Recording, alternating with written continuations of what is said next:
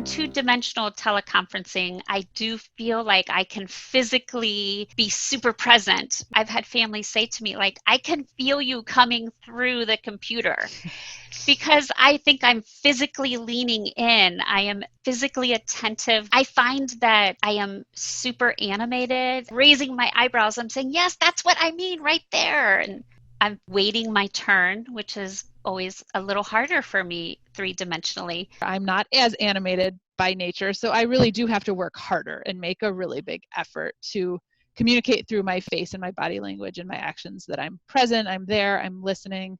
And then the tech challenges come in there too. I mean, if I can't see or hear the family well, it's a lot harder to form a relationship. Telling the family where to move the camera, that can be uncomfortable for me. So I think I've really had to learn to be more comfortable in order to facilitate a better connection with the family, a better relationship. Being willing to take the time to work through those challenges, I think, can make a really big difference in the ultimate success of the virtual intervention.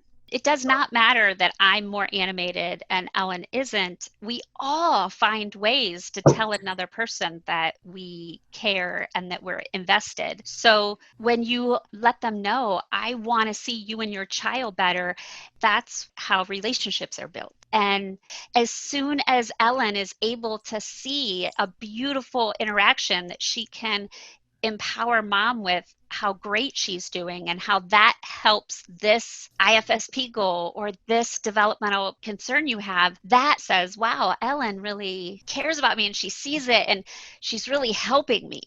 If I can see clearly, then I can really let you know what I know, but that I also care.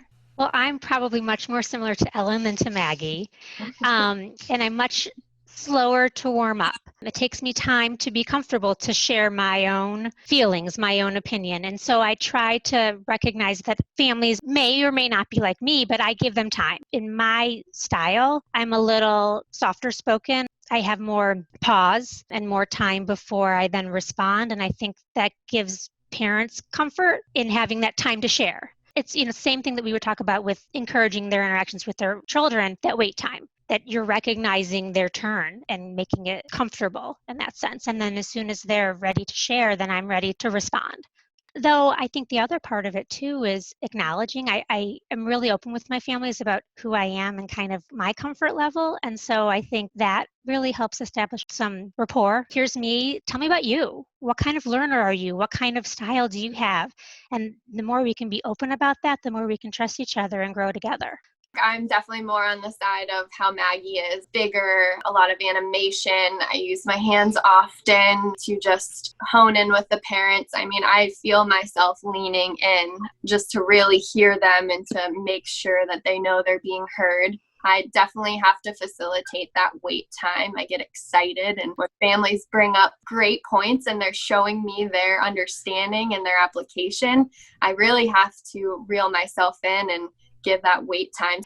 You have to know yourself first, but that's not what it looks like with every family for me. I don't go big with every family, and Amy sometimes goes big, and there's a reason, and it's because it's not a one-way street. It's not like you got Maggie, so you're going to get the cheerleader. Like, I know who I am and I know what I'm predisposed to, but then there's the family and the child, and there are many families that I have to pause and listen and just maybe do something that's outside of my own temperament. I think deepening the connection, deepening the relationship between yourself and the parent, between the parent and child, between the child and other family members is going to lead to greater success with anything else you might try to accomplish. So I think that's a really good framework to keep in mind, is always to think about how do we build the connection here.